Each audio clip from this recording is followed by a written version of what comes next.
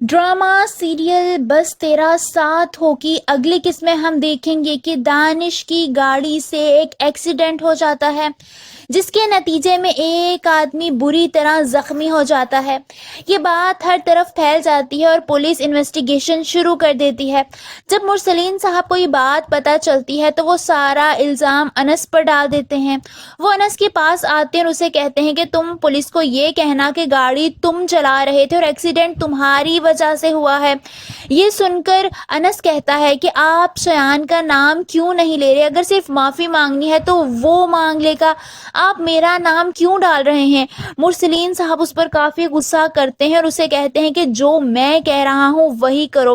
वहीं अनस जब यूनिवर्सिटी जाता है तो पुलिस उसके पीछे यूनिवर्सिटी आ जाती है। अनसा को सारे मामले का पता चलता है और उसे ये भी पता चलता है कि एक्सीडेंट के वक्त अनस यूनिवर्सिटी में था और इसी बात की वजह से वो पुलिस वालों को ये कहती है कि अनस यूनिवर्सिटी में था। वो अनस से भी कहती है कि तुम्हें आना ही नहीं चाहिए था, अनस यूनिवर्सिटी की सीसीटीवी कैमरास में सब नजर आ जाएगा। वो सब लोग अनस के लिए इकट्ठे हो जाते हैं बतौर गवाह। इन सब में अनसा आगे आगे होती है।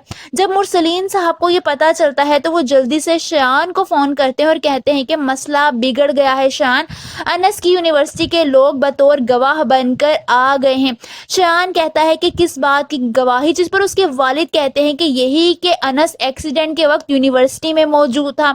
ये सुनकर शयान यूनिवर्सिटी पहुंचता है ताकि जाकर खुद मामला देख सके, जहां वो अनसा से कहता है कि आप कानून के मामलात में ना बोलें।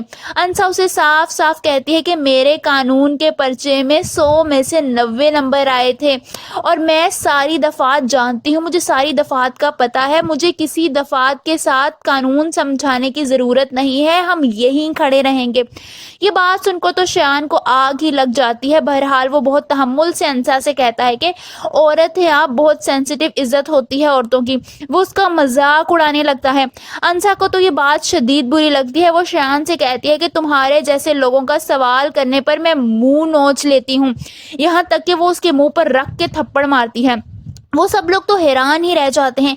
अनसा उसे थप्पड़ मारकर आ जाती है। फिर वो अपनी दोस्त यानी ईशा के साथ बैठी होती है और गुस्से से कहती है कि छोड़ूंगी नहीं मैं शयान को, मैं कसम खा रही हूँ।